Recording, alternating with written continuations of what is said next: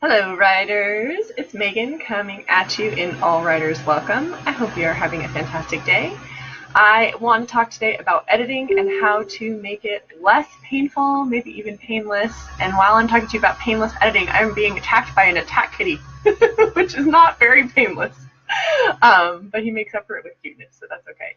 All right, so let's start by saying what on earth is editing, because it actually, that one word covers a lot of different activities. And as with any part of your writing process, if you sit down to do editing and you're not really sure which part of the process you're in, it's going to be really painful. Because editing covers everything from I'm rearranging parts of my story to I'm proofreading and I'm looking for the words that I misspelled or the typos that I had. So the very first thing to make your editing painless is to figure out where you are in the process. So are you just starting to go back through your story and look at structure and organization? I would call that revising. There's an overlap of terms here, but a lot of people call that editing. So if you are in the place of looking at story, then you should just be looking at story. I'm just looking at my structure. I'm just looking at my plot. I'm not looking at there's a tag kitty. I'm not looking at typos or grammatical mistakes. I mean, if something jumps out at me, I'll go ahead and address it, but you're just looking for one thing at a time, And I always recommend start with the biggest pictures and the biggest picture and then zoom in. Because if you were building or if you were remodeling your house and there was a wall with terrible wallpaper, you're like, oh, gotta get off this wallpaper. And you spent the time and energy and you steamed it and you took off all the pieces and you scraped it and then you were going to repaint it, so you put the primer on and then you picked up the colors and you painted it, and then you got to a point where you realized, oh man, in order to make room for our indoor jacuzzi, we're going to have to knock down that wall, right? That would be such it would be a bummer, right? You would have used all of that time and effort and energy to fix the details on something that turns out you weren't going to have in the final anyway. And that can happen in writing. You can spend a lot of time with all of the details, making sure each word is correct, and then realize, hey, that paragraph has got to go. So that's why you want to move from the biggest to the smallest, so that you know by the time you get down to the details, that section of your writing belongs and is supposed to be there and is supposed to be in your book overall. All right, so if you have started with your structure, then you can move your way down to things like consistency. It may seem hard to believe, but there are books you can, find anywhere, like whether they're self-published or they're published by publishers, and you go, wait a minute, wasn't that cat orange in the previous chapter? And you go back and sure enough, it's easy to miss stuff. When you're working on tens of thousands of words, when you're working on hundreds of pages in a novel, it is so easy to miss something. And so when you get down to the point in editing for consistency, use crutches to help you, use guides to help you. Once you've got your draft, make a little cheat sheet for yourself. What color is my main character's hair, eyes, skin tone, etc.? List those things. Like, did he have a tattoo on his left cheek or on his right cheek? What were those details I put in I don't want to miss? And that makes your editing process painless, because you're not going to have to go back and search through your story more than once. You may have to go back to do your research. This is a research piece. Hey, Laurie, nice to see you. Speaking of research, you're the queen of research. This is something you may have to research once. You go back through and you fill it, but then you've got your cheat sheet. So then as you're reading along, you're comparing. Like, oh, no, wait, his house was on a cul-de-sac, and now I'm saying he's on a busy street. Got to go back and fix that. Okay. So then as you zoom in closer, eventually you will get into the nitty-gritty, right? So you started out editing, thinking about your story and your structure, and then you zoomed in a little bit more and you went to your consistency. Now you're going to get down to your word choice.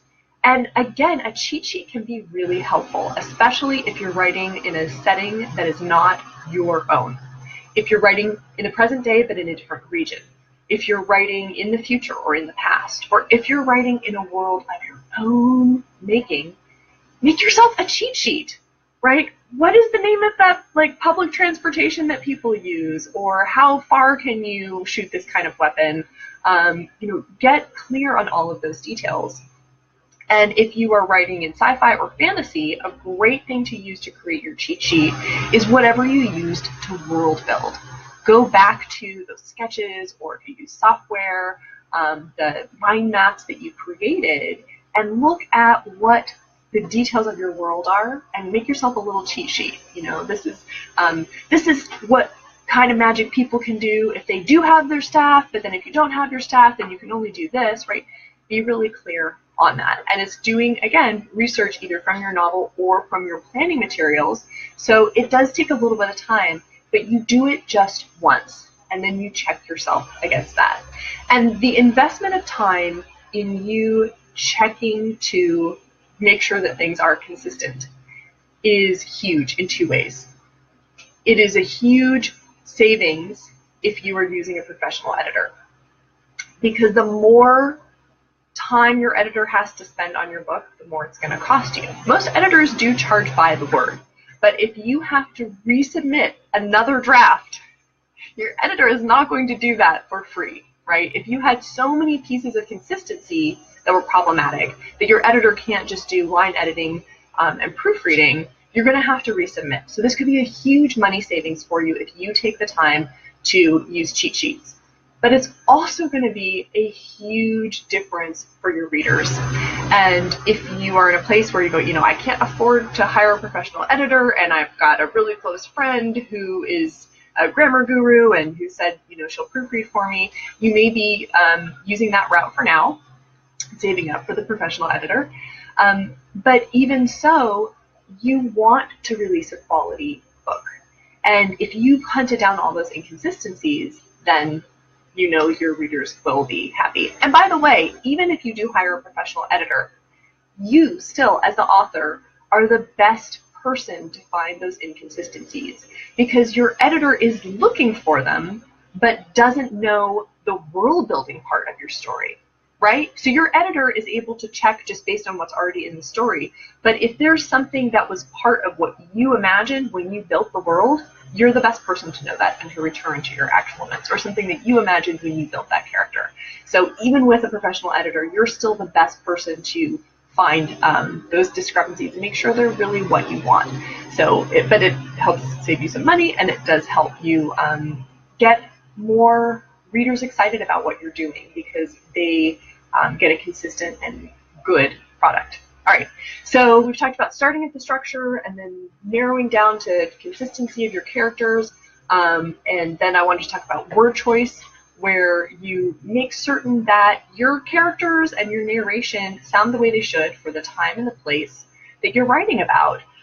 We sometimes, you know, go just into our default mode and we write the way we speak, and you may look back and go, oh, my characters will not say whatever it is, you know, the regionalism. I'm a transplant from Northern California where everybody says hella, or actually the adults say hella and the kids say hecka, which is very funny to me. But that is a Northern California regionalism, and it wouldn't fit and it wouldn't make sense in a story that's taking place somewhere else unless it was intentionally there because you had a character who was, you know, from the Bay Area and was supposed to stand out.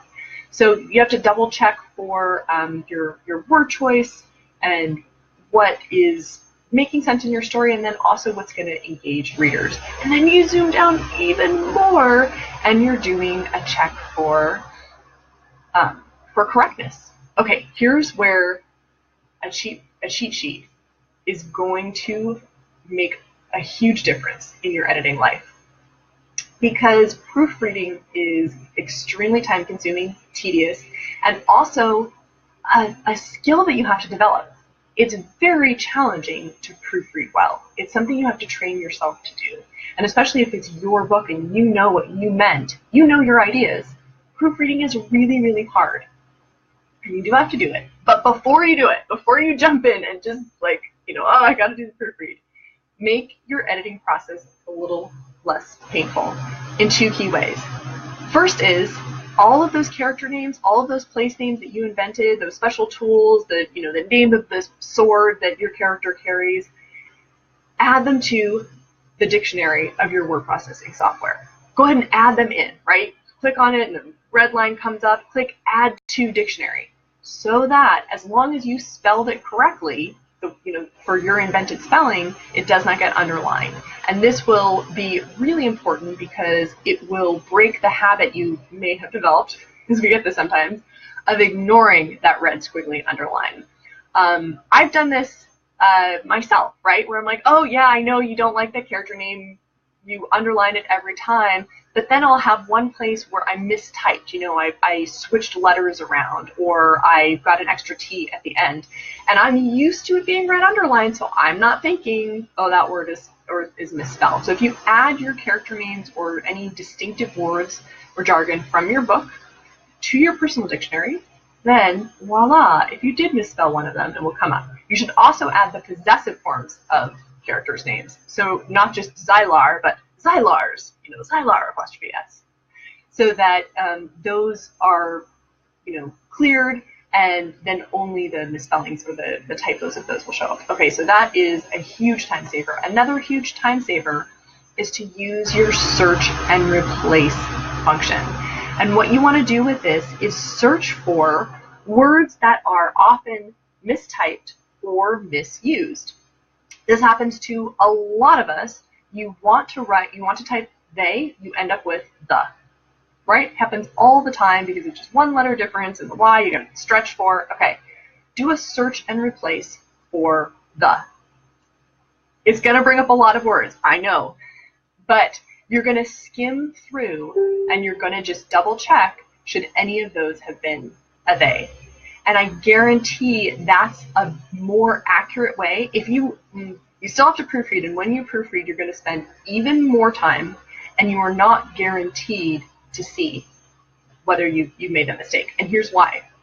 It's really hard to focus on more than one thing at a time. But when you do use the search and replace method of editing, your brain is only looking for one thing. I'm only looking for, should it be the, should it be a the, should it be a the, should it be a the, I see a the, is that the right thing? And then you can go through and look for, commonly misused words. I recommend do YOUR, because a lot of us type that when we mean YOU apostrophe RE. You can do it for were and we're.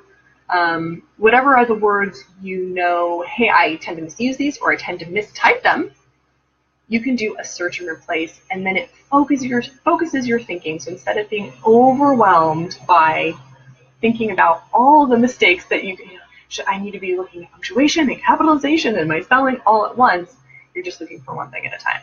So let me recap, because there was a lot in that. When you're editing, the way to make it less painful, more streamlined, is first of all to start with the bigger pieces and move down to the smaller pieces. Start with your structure and your story, move down to consistency, move down to word choice, move down to correctness.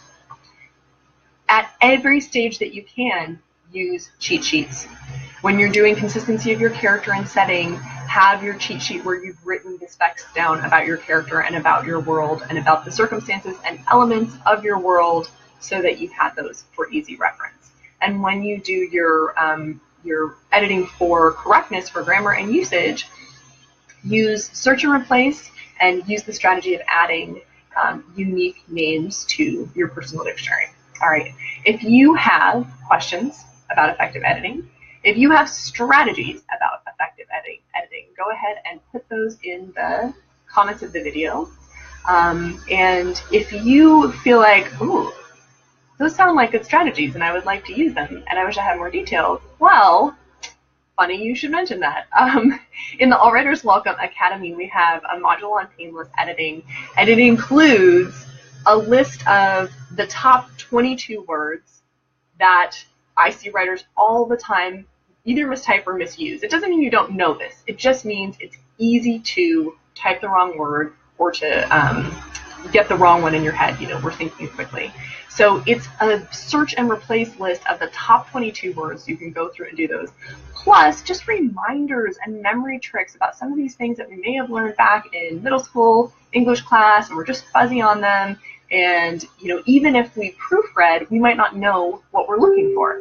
It's like I'm proofreading, I'm going over every word, but I don't know what the rule is. I don't know what I'm supposed to be doing. So it includes those, reminders, guidelines, and memory tricks, so you can actually remember: is it effect or love it. And then it includes the top 100 words that often get swapped. They are words that look alike or that sound alike, and they give writers a lot of trouble. Plus other just handy checklists and ways you can make editing more painless. So if these strategies sound good to you and you would like to have some more guidance, you would like to have some more support, you would like to have some more detail, step-by-step, momentum for getting your editing done, that's something you can find in the All Writers Welcome Academy. And you can always learn about that by visiting allwriterswelcome.com/academy. Alrighty, I hope to hear some more of your editing strategies and editing questions, and I will see you all in the All Writers Welcome Facebook group. Ta-ta for now.